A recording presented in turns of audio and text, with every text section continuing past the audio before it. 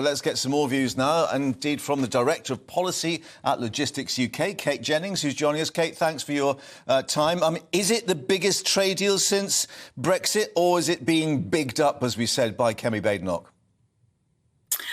Well, I think we should congratulate the negotiators on reaching this deal, because these deals are not easy, and I understand things like the Windsor framework in Northern Ireland, was necessary before they could get this far. I would absolutely agree. This is a huge potential future market. So although initial benefits may be moderate, we shouldn't neglect the fact that trade underpins the economy. For us, our members as Logistics UK, they ship goods by road, rail, air and sea. We also include, the retailers and the manufacturers.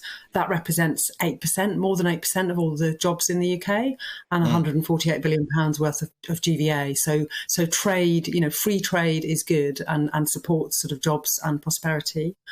I can say more about this specific deal if that's helpful. Well, I was going to say, we've got trade deals with 9 of the 11 countries already.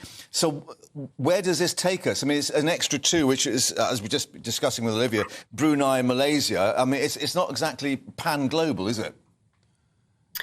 No, but it's an important market, and Malaysia is new, so that zero tariffs for Malaysia will be useful. I think also it's about the future, isn't it? We know that China and Taiwan and Korea are all interested in joining this partnership. As your colleague said earlier, the US actually were in at the beginning of this negotiation. It's not. It's possible that they will come back into this partnership. So to be part of it and to be able to influence, where you go from here, I think is really useful. For my members as well, some of the customs simplification that is planned and digitising customs rules will all bring benefits. What are we going to be trading with them? As again, I was just discussing with Olivia, we've got plenty of gin, plenty of whiskey and a bit of chocolate that we can send their way. But we don't make anything anymore in terms of mass production. We don't make cars to that extent.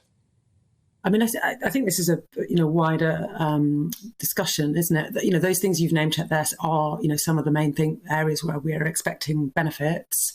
It will make it easier for cars to be exported, but also for car parts to be exported and then maybe assembled in the region within the free trade area. So it will facilitate trade, and it might take time to see those benefits, but we shouldn't underestimate the potential there. OK, quick reaction then to, we've had the latest figures out from the ONS in terms of the state of the economy. Recession avoided. So the UK economy is still proving pretty resilient, as Jeremy Hunt's reflected. Yes, let's hope. I think that's really important. It's interesting, within logistics, you often see what's happening first. And, yes, I think trade has slowed down a bit. But if we can stay out of recession, then that's good for everybody, isn't it? Yeah. Kate Jennings, thank you very much indeed for bringing us your reaction. And, of course, we'll continue to see what comes through on the political sphere as well as the economic sphere in terms of this. Thank you very much indeed.